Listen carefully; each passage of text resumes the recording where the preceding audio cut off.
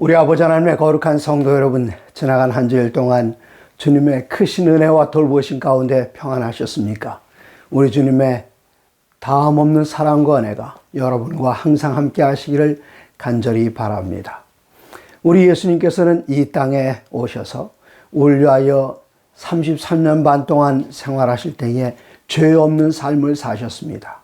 그리고 온전히 정결한 제물이 되셔서 십자가 위에서 당신 자신을 하나님께 영원한 제물로 드리시고 우리를 위하여 부활하시고 하늘에 승천하셔서 보좌에 앉으셔서 왕이 되시고 그리고 성소에 들어가셔서 서서 섬기시며 우리를 위한 새 언약의 중보자가 되셨습니다.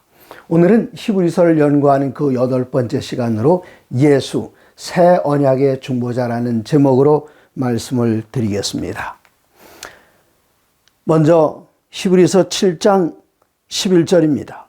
레위 계통의 제사 직분으로 말미암아 온전함을 얻을 수 있었으면 백성이 그 아래서 율법을 받았으니 어찌하여 아론의 반차를 따르지 않고 멜기세덱의 반차를 따르는 다른 한 제사장을 세울 필요가 있느냐. 이제 첫 번째 언약은 무익함으로 또 연약함으로 패하고 이젠 새로운 제도가 들어서고 있습니다. 그 이전에는 오직 레위 지파의 사람만, 아론의 자손만 제사장이 되고 대제사장이 될 수 있는데 예수님께서 우리를 위하여 멜기세덱의 반차를 따라서 우리를 위한 제사장이 되시고 대제사장이 되셨습니다. 옛날 구약 성경 첫 언약에 속한 그 법 속에서는 성소에 관한 제도가 있었습니다. 성소 안으로 들어가고 양을 잡고 그 안에 번제단이 있고 성소 휘장 안으로 또 들어가게 되면은 오른쪽에는 떡상 그리고 왼쪽에는 촛대가 있고 가운데는 분향단이 있고 거기를 또 휘장 하나가 더 가리고 있습니다. 휘장 3개를 지나갑니다. 성막 안에 들어가는 휘장이 있고 그다음에 성소 안에 들어가는 휘장이 있고 성소와 지성소를 가른 휘장이 있습니다. 그 지성소를 가른 휘장 너머의 지성소에는 법궤가 있고 언약궤가 있고 그 안에 하나님의 거룩한 성품의 사본인 십계명이 있었습니다. 이러한 성소제도, 이러한 모든 것들은 그리스도 예수를 나타냅니다. 성소제도가 있고 또 1년에 여러 번의 절기가 있습니다. 유월절이 있고 오순절이 있고 나팔절이 있고 속죄절이 있고 그리고 연말에 가서는 장막절이 있습니다. 이러한 모든 절기들이 새 언약 이전에 있었던 첫 번째 언약에 속한 것들입니다. 어디 그것뿐입니까? 제사장 절기들이 있고 제사제도가 있었습니다. 양을 잡고 때로는 염소를 잡고 비둘기를 잡고 소를 잡고 이러한 모든 제사를 드리는 제도가 있었습니다. 그리고 끝으로는 제사장 제도가 있어서 오직 아론의 자손들만 제사장이 되고 그리고 그 가운데서 대제사장의 집안의 첫 번째 아들이 대제사장의 자리를 잇게 되고 성소 안에서 봉사하는 레위인들의 봉사제도 이런 모든 것들이 다 옛 언약의 첫 언약에 속한 것들입니다. 그러나 7장 18절에 보면 전의 계명은 연약하고 무익함으로 패하고 이제 그 제사장 제도가 아론의 지파에서 멜기세덱의 반차를 따른 예수님에게 넘어오면서 이 법도 다 바뀌게 됩니다. 전에 있던 계명은 연약하여 무익함으로 패하고 옛날의 계명이 다 무익하고 다 연약했습니까? 그렇지 않습니다. 그 기능이 따로 있었습니다. 성소제도라든가 제사제도라든가 제사장제도라든가 모든 절기들은 장차 오는 것들에 대한 그림자라고 10장 1절에 기록이 되어 있습니다. 10장 1절 율법은 장차 올 좋은 일의 그림자일 뿐이요 참 형상이 아니므로 이것은 오직 그림자의 역할을 하는 것이었습니다. 결코 첫 언약에 속한 것들이 무익하고 다 연약하고 쓸모없는 것들이 아닙니다. 다만 그 기능은 마치 제가 손가락을 들어서 저 하늘에 떠 있는 달을 가리킨다면은 이 손가락의 역할은 달을 가리키는 것이지 이 손가락을 여기를 봐라 하는 그것이 아니었습니다. 그러므로 율법은 장차 올 좋은 일의 그림자일 뿐이요 구약 성경에 관한 또 첫 언약에 옛 언약에 속했던 이런 모든 제도들은 다 장차 올 일의 그림자일 뿐이요 참 형상이 아니었습니다. 참 형상, 그분은 누구이셨을까요? 8장 10절로 12절에는 이제 참 것이 오면서 참 제상이 오시고 참된 그 법이 우리들에게 새겨지게 되는데, 히브리서 8장 10절에는 또 주께서 이르시되 그날 후에 내가 이스라엘 집과 맺을 언약은 이것이니 내 법을 그들의 생각에 두고 그들의 마음에 이것을 기록하리라. 나는 그들에게 하나님이 되고 그들은 내게 백성이 되리라. 옛날 첫 언약에 속한 이러한 모든 계명들은, 그 율법들은 양피지에 기록이 되어 있었습니다. 그리고 십계명은 돌비에 기록이 되어 있었습니다. 이것은 사람 바깥에 있는 것이었습니다. 나 안에서 우러나오는 것이 아니라 바깥에 있는 것을 보고 쫓아가고 따라가야 하는 그런 일이었습니다. 그러나 새 언약에서는 다릅니다. 새 언약의 주인공 예수님께서 우리를 위하여 제사장이 되시고 예수님께서 우리를 위하여 희생제물이 되셨을 때에 누구든지 그리스도 예수를 개인의 구주로 영접한 사람들은 처음 난 사람들이 아니라 새로운 피조물이 되어서 그들의 법이 돌에 기록되어 있는 것이 아니라, 히브리서 8장 10절 또 주께서 이르시되 그날 후에 내가 이스라엘 집과 맺을 언약은 이것이니 내 법을 그들 생각에 두고 그들 마음에 이것을 기록하리라. 그리고는 또 말씀하시기를 나는 그들에게 하나님이 되고 그들은 내게 백성이 되리라. 그러므로 그리스도인들은 이제는 그리스도 예수와 함께 십자가에 못 박혔으니 갈라디아서 2장 20절에 나오는 말씀처럼 이제는 내가 산 것이 아니요 내 안에 그리스도께서 사셔서 나를 위하여 돌아가신 예수님께서 사시기 때문에 우리 주님께서 가고 싶어 하시면은 나는 그냥 그 안에서 몸이 따라가는 것입니다. 왜 그런가 하면 내 생각 속에, 내 마음 속에 주님께서 들어오시고 그 주님께서 내 안에 들어오실 때에 내가 바로 성소가 되었기 때문입니다. 예수님께서는 말씀하시기를 이 성전을 헐라 내가 사흘 안에 일으키리라. 사람들이 수근수근 됩니다. 어떻게 40년 이상을 지은 건물을 사흘 만에 일으킬 수 있겠는가? 이는 당신 자신의 몸을 가리켜 말씀하신 것이라 그렇게 했습니다. 예수님의 몸이 성소입니다. 그러나 우리가 죄를 짓게 되었을 때에 성소의 형상인 하나님과 예수님의 형상 그대로 지음받은 우리가 부정하게 되었습니다. 그래서 예수님께서 이 땅에 오셔서 공생에 나서 첫 번째 하신 일은 성전에 들어가셔서 성전을 정결케 하는 일이고, 마지막 3년 반이 지난 다음 이 지상을 떠나기 전에 마지막으로 성전을 방문하셨을 때도 이 성전을 정결케 하는 일을 하셨습니다. 마침내 십자가에 달려 돌아가시고 우리가 예수님을 영접하게 됐을 때에 우리는 그 깨끗하고 정결한 성소를 회복했습니다.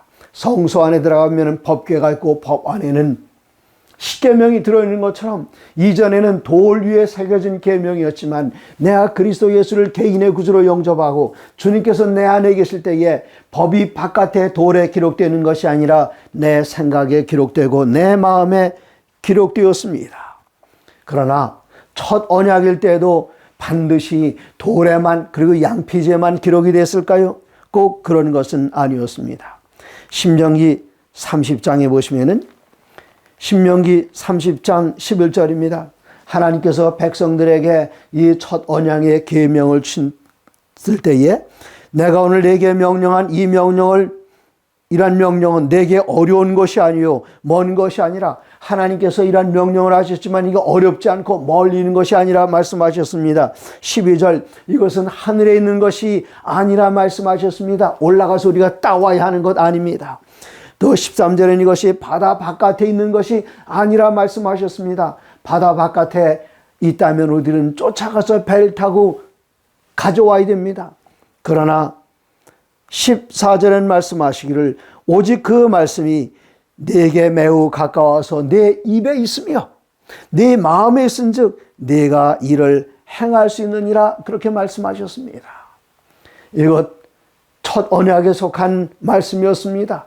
첫 언약에도 말씀하시고 이거 너희들에게 힘든 일 시키지 않았다. 이것은 아주 쉽다. 내 입에 있고 내 마음에 있기 때문에 내가 얼마든지 행할 수 있다. 그렇게 하셨습니다. 그러나 새 언약은 예레미야 31장 31절에 옛 언약은 어떠했을까요? 옛 언약은 이제는 백성들이 그 언약을 제대로 지키지 못했기 때문에 하나님께 새 언약을 주시는데 예레미야 31장 31절 여호와의 말씀이니라 보라 날이 이르리니 내가 이스라엘 집과 유다 집에 새 언약을 맺으리라. 왜 새 언약을 맺어야 하는가? 32절 이 언약은 내가 그들의 조상들의 손을 잡고 애굽 땅에서 인도하여 내던 날에 맺은 것과 같지 아니할 것은 내가 그들의 남편이 되었어도 그들이 내 언약을 깨뜨렸습니다. 하나님께서 시내산에서 언약을 반파하셨을 때에 백성들 우리가 다 그대로 하겠습니다.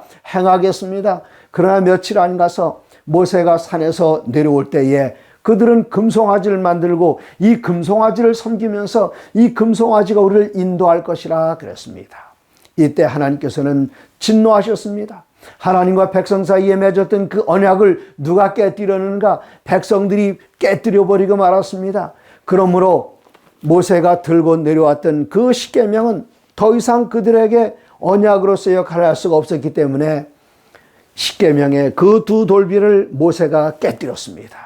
이것은 그의 개인적인 분노 때문에 그런 것이 아니라 하나님 쪽에서 백성들이 먼저 언약을 파괴했기 때문에 그 언약을 깨뜨려 버리신 것입니다. 그러나 하나님께서는 그들을 인도하시기 위하여 다시 그들에게 십계명의 두 돌비를 마련해 주셨습니다. 그 후에는 33절 예레미야 31장 33절에 그러나 그날 후에 내가 이스라엘 집과 맺을 언약은 이러하니 곧 내가 나의 법을 그들의 속에 두며 그들의 마음에 기록하여 나는 그들의 하나님이 되고 그들은 내 백성이 될 것이라. 여호와의 말씀이라. 언제 그렇게 될까요? 우리 주님께서 십자가에 달리셔서 우리를 위하여 더 좋은 제물이 되시고 우리를 위하여 더 좋은 제상이 되시고 우리의 모든 죄를 다 씻어버리셨을 때에 34절 끝부분입니다. 내가 그들의 악행을 사하고 다시는 그 죄를 기억하지 아니하리라. 여호와의 말씀이니라. 아멘. 얼마나 감사합니까? 우리들의 모든 악행을 다 용서하여 사해 주시고 다시는 그 죄를 기억하지 아니하리라. 여호와의 말씀이니라. 아멘. 이것이 바로 새 언약입니다. 히브리서로 돌아가겠습니다. 히브리서 7장 22절입니다. 히브리서 7장 22절에는 이를 가리켜 왜 그렇게 되었는가? 22절 이와 같이 예수는 더 좋은 언약의 보증이 되셨느니라. 무슨 언약의 보증이요? 더 좋은. 여기 7장 8장 계속해서 비교급들이 나옵니다. 더 여기 19절에는 더 좋은 소망이 생겼다 그렇게 이야기했습니다. 7장 22절에서는 더 좋은 언약이 나옵니다. 그리고 8장 6절에서는 더 아름다운 직분을 우리 주님께서 얻으셔서 우리들에게 더 좋은 약속을 세우셨습니다. 그리고 9장 24절에는 이런 것들은 더 좋은 제물로 할지니라. 그리고 10장에 넘어가면은 10장 34절에 더 낮고 영구한 소유가 있는 줄 알미라. 히브리서 안에는 그 비교급들이 계속 나와요. 더 좋은 제사상, 모세보다 더 탁월한 제사상, 옛날에 동물로 제사 지내는 것보다 더 좋은 제물, 이런 더 이렇게 계속 나오는데 7장 22절에는 이와 같이 예수는 더 좋은 언약의 보증이 되었느니라. 옛 언약은 어떠했는가? 이 언약은 축복과 저주로 되어 있었습니다. 우리가 축복하면은 어느 집이 개업을 했거나 이사 갔을 때에 항상 먼저 펴놓고 읽는 성경장이 있습니다. 신명기 28장입니다. 이 신명기 28장은 정말 앞부분부터 좋은 말이 나옵니다. 나가도 복받고 들어와도 복받고 떡반죽 끓이기 복받고 우양의 새끼가 복받고 다 복받는 얘기로 나오는 줄 알았는데 신명기 28장은 68개의 절로 되어 있습니다. 그런데 그 68개의 절 가운데 축복에 대한 말은 1절부터 14절까지만 나옵니다. 그리고 15절부터 68절까지 54절. 앞에 14절은 축복의 말이요 뒤에 나오는 54절은 저주의 말입니다. 너희가 이 법대로 지킬 때는 너희가 머리가 되고 꼬리가 되지 아니하리라. 그러나 너희가 이 법에서 떠나면, 하나님의 말씀을 순종하지 않으면 너희는 머리가 되는 것이 아니라 꼬리가 되겠다, 그렇게 이야기합니다. 그리고 나가도 저주를 받고 들어도 저주를 받고요. 첫 언약은 축복과 저주로 나눠져 있지만 새 언약에는 저주의 말이 없습니다. 더 좋은 언약이기 때문에 그렇습니다. 왜 더 좋은 언약에는 저주가 없을까요? 갈라디아서 3장 13절에는 그리스도께서 우리를 위하여 저주를 받은 바 되사 율법의 저주에서 우리를 속량하셨으니 기록된 바 나무에 달린 자마다 저주 아래에 있는 자라 하였습니다. 우리가 받아야 할 그 영원한 저주를 예수님께서 대신 받으시고 예수님께서 저주 그 자체가 되셔서 우리가 겪어야 할 그 저주를 십자가에, 곧 나무에 달리셔서 십자가에 못 박으시고 우리가 받아야 할 저주는 당신께서 받으시고 우리에게는 좋은 것만, 축복만 주시기로 하셨기 때문에 더 좋은 언약의 보증이 되셨다 그랬습니다. 보증, surety, 얼마나 좋은 말입니까? 내가 그대로 꼭 하겠다, 그런 약속입니다. 정말 좋은 말씀입니다. 히브리서 8장 1절입니다. 지금 우리가 하고자 하는 이 말의 요점이 무엇입니까? 여기 그렇게 이야기합니다. 8장 1절. 지금 우리가 하는 말의 요점은, 그렇게 나와요. 우리가 지금 히브리서 전체를 통해서 말하고 싶어하는 그 요점은 무엇입니까? 8장 1절. 지금 우리가 하는 말의 요점은 이러한 대제사장이 우리에게 있다는 것이라. 얼마나 감사한 일입니까? 대제사장이 우리에게 있습니다. 히브리서의 맨 앞부분에 대제사장이신 예수님을 어떻게 소개하는가? 창조주로 소개합니다. 우리의 대제사장은 우리를 지으신 창조주이십니다. 우리가 죄를 짓게 되었을 때에 우리 대제사장께서는 이 세상에 우리를 위하여 제사장이 되기 위하여 인간이 되셨습니다. 인간이 되셨지만 그는 죄는 없으셨습니다. 우리가 똑같이 시험을 받으셨지만 죄가 없으신 그 주님께서는 우리의 죄 때문에 십자가에 달려 죽으셨습니다. 죽으신 것으로 끝났다면 우리에게는 소망이 없지만 우리를 위하여 대제사장이 되기 위하여 우리 주님께서는 부활하셨습니다. 부활하는 것으로 끝나는 것이 아니라 승천하셨습니다. 승천하셨을 뿐만 아니라 아버지의 보좌 우편에 앉으셨습니다. 왕권을 가지고 계시단 말입니다. 그뿐 아니라 우리들 위하여 대제사장이 되셨습니다. 그러므로 8장 6절에는 그러나 이제 그는 더 아름다운 직분을 얻으셨으니, 예수님께서는 더 아름다운 직분을 얻으셨습니다. 그 직분이 무엇입니까? 우리를 위한 대제사장의 직분을 얻으셨습니다. 더 아름다운 직분을 얻으셨으니 그는 더 좋은 약속으로 세우신 더 좋은 언약의 중보자시라. 네, 더 좋은 직분을 얻으시고 더 좋은 언약으로 세우신, 약속으로 세우신 더 좋은 언약의 중보시라. 여기 8장 6절에는 더라는 비교급 부사가 3번씩이나 더 좋은 직분, 더 좋은 약속, 더 좋은 언약을 위한 중보자가 되셨다, 그렇게 하셨습니다. 우리 위한 중보자, 아버지와 아들 우리 사이에는 죄가 가로막혀 있기 때문에 이사야 선자가 말하는 것처럼 하나님의 손이 짧아 구원치 못하심도 아니요 귀가 둔하여 듣지 못하심도 아니라 오직 너희의 죄가 하나님과 우리 사이를 깊이 갈라놨다 그랬습니다. 그러나 예수님께서는 그 가운데 들어오셔서 하나님과 우리 사이에 같이 연결하는 중보자가 되셔서 우리를 하여금 앞서가신 그리스도 예수의 발자취를 따라 아니면 예수님의 손을 함께 잡고 아버지 앞으로 나가게 하셨습니다. 더 좋은 직분, 바로 우리를 위한 가장 좋은 제사장이 되셨다는 그 놀라운 사실, 하나님 앞에 너무나도 감사합니다. 옛날 첫 언약에 속한 그 약속은 동물로 제사를 지냈습니다. 그러나 새 언약은 그렇지 않습니다. 그렇기 때문에 10장 5절에는 그러므로 주께서 세상에 임하실 때에 이르시되 하나님이 제사와 예물을 원하지 아니하시고 오직 나를 위하여 한 몸을 예비하셨도다. 하나님 아버지께서 아드님 예수님을 우리를 위한 제상이 되기 위하여 인간으로 보내기 위하여 이 육신의 한 몸을 준비하셨다. 그렇게 말씀하셨습니다. 그런데 하나님께서는 번제와 속죄제는 기뻐하지 아니하시나니 왜 그럴까요? 번제 양 잡고 소 잡고 또 염소 잡고 비둘기 잡고 이런 제물 이런 것들은 온전하지 못하기 때문에 항상 죽여야 됩니다. 그러나 한 번으로 영원한 제물이 되시는 예수님이 계시기 때문에 이전에 있었던 모든 것들을 기뻐하시는 것이 아니라 그리스도 예수의 그 희생을 기뻐하신다고 하셨습니다. 그러므로 우리 주님께서는 말씀할 7절에 이에 내가 말하기를 하나님이여 보시옵소서 두루마리 책에 나를 가리켜 기록된 것과 같이 하나님의 뜻을 행하러 왔나이다. 하나님의 뜻이 뭡니까?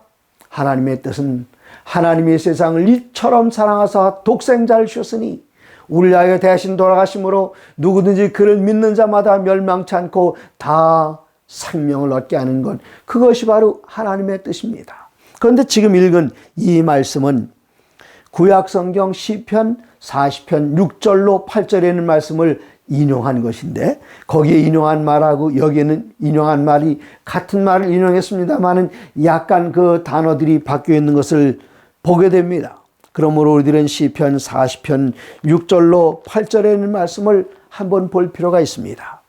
시편 40편 6절입니다. 주께서 내 귀를 통하여 내게 들려주시기를 제사와 예물을 기뻐하지 아니하시며 번제와 속죄제를 요구하지 아니하신다 하신지라. 내 귀를 통하여 내게 들려주시기를. 여기 내 귀를 통하여 이 말이 무슨 말인가? 이 귀로 들어왔다가 이 귀로 나간다 그런 뜻일까요? 히브리어로 통하여 들리신다는 것을 카라라는 단어를 썼는데 이 카라라는 단어는 어디에 사용되는 것인가 하면 이 귀를 뚫는다는 뜻입니다. 성경의 귀를 뚫는 얘기가 신명기 15장 11절에 보면 나옵니다. 언제 귀를 뚫는가 하면은 히브리인들이 종이 되면 6년 동안 일하고 7년째 되는 날은 자유해방 집으로 돌아가게 됩니다. 근데 어떤 종이 한 집에 종으로 들어오게 되었습니다. 근데 그 집의 주인이 그에게 아름다운 아내를 주어서 부부가 되었습니다. 그리고 여기서 아이가 태어났습니다. 이제 6년이 됐기 때문에 이 사람은 자유 해방이 됩니다. 그러나 내가 사랑하는 이 아내와 사랑하는 자녀들을 여기다 놔두고 내가 나갈 수 없어요. 그렇기 때문에 나는 주인이 정말 좋은 주인이시고 내가 아내를 사랑하고 자식들을 사랑하기 때문에 내가 이 집에서 나가지 않고 영원히 이 집의 주인이 되겠습니다. 그렇게 약속을 하게 되면은 이 주인은 이 종을 끌고 문으로 가서 그 문설주에다가 귀를 대고 송곳으로다가 이 귀를 뚫습니다. 이 귀를 뚫고 나면은 이 사람은 이 집에 영원히 종이 되는 것입니다. 예수님의 귀가 뚫렸습니다. 이것을 히브리서에서는 한 몸을 준비하셨다 그렇게 이야기하셨는데 귀를 뚫으셨다 그랬습니다. 예수님의 귀가 뚫렸습니다. 왜 뚫렸습니까? 여러분과 저를 위해서 영원히 종이 되기 위해서 예수님께서는 그 귀를 뚫으시고 우리와 함께 하시기를 약속하시고 함께 계십니다. 그리고 우리를 떠나지 못하시고 영원한 인간이 되셨습니다. 시편 40편 6절 주께서 내 귀를 통하여 내게, 이거 정말 생각할수록 감동 아닙니까? 나를 위하여 영원히 종이 되신 주님 정말 감사합니다. 계속하여 이르기를 7절에 그때에 내가 말하기를 내가 왔나이다 나를 가리켜 기록한 것이 두루마리 책에 있나이다. 8절 나의 하나님이여 내가 주의 뜻 행하기를 즐기오니 주의 법이 내 심중에 있나이다 하였더라. 네? 어떻게 하면 하나님의 뜻대로 살 수 있을까요? 어떻게 하나님의 뜻을 즐겁게 수행할 수 있을까요? 여기에 비결이 나와 있습니다. 다시 한번 읽겠습니다. 여러분 잘 들으시고 이 말씀을 꼭 필요한 사람들이 우리 주위에 있습니다. 그분들에게 알려드리시기 바랍니다. 시편 40편 8절에 나의 하나님이여 내가 주의 뜻 행하기를 즐기오니 어떻게 하면 하나님의 뜻 행하기를 즐거워할 수 있을까요? 이어서 말씀하시기를 주의 법이 내 심중에 있나이다. 나의 심중에 나의 마음 가운데 하나님의 법이 새겨져 있으면, 내 생각에 하나님의 법이 새겨져 있으면 그 사람은 하나님의 뜻 행하는 것이 힘든 것이 아니라 내가 주의 뜻 행하기를 즐기오니 하나님의 뜻대로 사는 것이 즐겁습니다. 부담이 되지 않습니다. 짐이 되지 않습니다. 괴롭지 않습니다. 하나님의 법이 내 안에 들어와 있다면, 나의 심중에 있다면 하나님의 뜻 행하는 것이 하나님의 뜻을 안 행하는 것보다 훨씬 기쁘고 즐겁고 가볍고 행복해지는 것입니다. 그렇기 때문에 여기 에스겔서 36장 27절에는 이르기를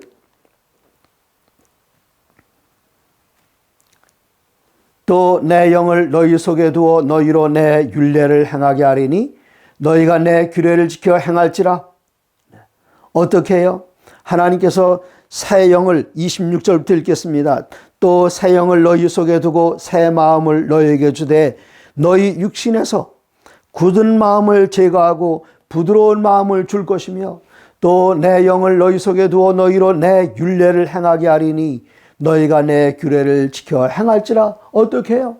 우리의 마음이, 우리의 심장이 예수의 심장으로 이식되면, 내가 예수님을 개인의 구주로 영접하면, 나를 위하여 돌아가신 주님을 영접하면 내 옛날 심장은 예수 그리스도의 새로운 심장으로 이식되어서 바뀌어버립니다.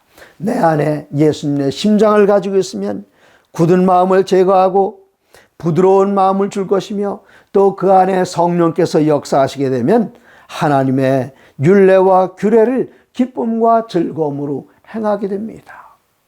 우리가 구약 성경에 나오는 십계명을 생각합니다. 그 10가지 계명, 이 계명이 많은 사람들이 생각하기를 그 계명은 어렵다, 힘들다 그렇게 이야기를 합니다. 과연 그럴까요? 그럴 수도 있습니다. 나 외에 다른 신 섬기지 말라, 이거 지키기가 그렇게 힘듭니까? 글쎄요. 하나님이 어떤 분이신지를 알게 된다면 하나님의 다른 신 섬긴다는 건 상상도 못합니다. 도둑질하지 말지니라 그렇게 힘이 들까요? 하나님께서 우리들에게 필요한 모든 걸 다 공급해 준다. 그러므로 남의 물건은 이 눈독을 들일 필요가 없다. 그러면 이게 그렇게 힘든 계명일까요? 십계명은 출애굽기 20장 3절부터 17절까지 기록되어 있습니다. 그런데 출애굽기 20장 3절부터 10가지 조목이 기록되기 전에 바로 그 앞에 2절을 주목해 보셔야 합니다. 하나님께서는 십계명을 말씀하시기 전에 이렇게 말씀하십니다. 출애굽기 20장 2절입니다. 나는 너를 애굽 땅 종되었던 집에서 인도하여 낸 네 하나님 여호와니라. 그리고 10가지 계명이 나와요. 다시 2절 읽으면 나는 너를 애굽 땅 종되었던 집, 얼마나 종이 되었습니까? 400년 이상 430년을 애굽 땅에 거했습니다. 물론 처음부터 종은 아니었죠. 그러나 그들이 종으로 전락하고 말았습니다. 그것을 그들의 종살이는 정말 힘들고 괴로웠습니다. 이때 이들은 하나님이 누군지도 잊어버렸습니다. 안식일도 다 잊어버렸습니다. 11조도 다 잊어버렸습니다. 이제는 하나님과 관계없는 그냥 그들은 이방인들, 애굽 사람들 밑에서 종살이하는 불쌍한 종들이었습니다. 그런데 그때 하나님께서 당신의 강한 손과 펴신 팔로 이스라엘 백성들을 건져내시는데 애굽의 모든 신들을 열재앙을 통해서 여지없이 다 깨뜨려 버리시고 그들이 나올 때 빈손으로 나오지 않게 하시고 애굽의 모든 보안을 다 가지고 나오게 하시고 또 이스라엘 백성들을 구원하시기 위하여 애굽의 모든 장자들 다 죽이시고 마침내 그들은 홍해바다에 이르렀을 때에 뒤에서 애굽 병사들이 쫓아오는 것을 막아줄 뿐만 아니라 구름기둥과 불기둥으로 막아주시고 홍해를 여셔서 홍해를 마른 땅같이 건너가게 하시고 이게 다 출애굽의 역사입니다. 이스라엘 백성은 다 그거 경험했습니다. 그들의 양식이 떨어져 굶주리려고 할 때에 하나님께서는 하늘 문을 여시고 하늘에서 만나를 매일같이 쏟아 부어주셨습니다. 그들은 일주일 내내 먹을 양식이 40년 동안 끊어지지 않았습니다. 그들 앞에 적군이 나타나면은 하나님께서는 먼저 나가셔서 그 적군들을 이스라엘 편 칼 들고 싸우지 않아도 우리 주님께서는 그들이 그 뒤에 나오는 10가지 계명 가운데 거할 때는 그 앞에 있는 적군들을 다 내쫓아 주셔서 이스라엘 백성들이 하나님의 강한 손 표신팔로 구원받고 다시는 그 노예 상태로 돌아가지 않도록, 다시는 종의 멍에를 매지 않도록 하나님께서는 10가지 계명을 그들에게 주셨습니다. 그러므로 그리스도 예수 안에서 새 언약에 들어서 예수님을 내 개인의 구주로 삼고 예수님께서 내 안에 계시면은 내가 어떻게 구원받았는지, 이 출애굽기와 신명기 두 곳에 십계명이 나오는데, 특별히 출애굽기 20장 11절에는 안식일에 대한 이유가 하나님께서 우리를 창조하신 것으로 나오지만, 신명기 5장 15절에 안식일 지켜야 할 그 이유는 내가 너를 종되었던 애굽 땅에서 건져냈다. 우리가 죄의 종이었었는데 그리스도 예수로 말미암아 이젠 구원받았습니다. 건져냄을 받았습니다. 예수님께서는 우리의 죄를 값을 내고 용서하셨으며 속죄하셨습니다. 그러므로 그 기념으로 주어진 그 안식일에 거하는 것, 이러한 모든 것들은 십계명은 하나님의 사랑을 우리들이 먼저 체험하고 그리스도 예수로 말미암는 구원을 우리가 먼저 체험하고 그런 사람들 생각과 마음속에 이 아름다운 계명을 적어주셨습니다. 그러므로 그리스도인들의 사는 생애가 십계명을 지키기 위해서 막 애쓰며 따라가는 그런 생애가 아니라 이 거룩한 계명이 이제 회복된 성소인 내 안에 들어와 있으니, 계명이 내 안에 있으니 그리스도인의 사는 생활들, 이제는 내가 그리스도와 함께 십자가에 못 박혔으니 내가 산 것이 아니요 내 안에 그리스도께서 사신 것이라, 그리스도인들의 사는 그 생활을 10가지로 나눠봤더니 그것이 바로 십계명이 된 것입니다. 그러므로 십계명은 더 이상 옛날 옛 언약, 첫 언약에 속하는 것이 아니라 이제는 새 언약에서도 이 거룩한 계명이 그리스도 예수로 거듭난 사람들 마음속에 있을 때에 다시는 옛날 종의 상태로, 죄의 노예 상태로 돌아가지 않도록 우리를 붙들어주고 지켜주는 놀라운 역할을 하고 있습니다. 오늘 우리들 위하여 히브리서 8장 1절, 이 모든 히브리서의 그 요점은 무엇이냐?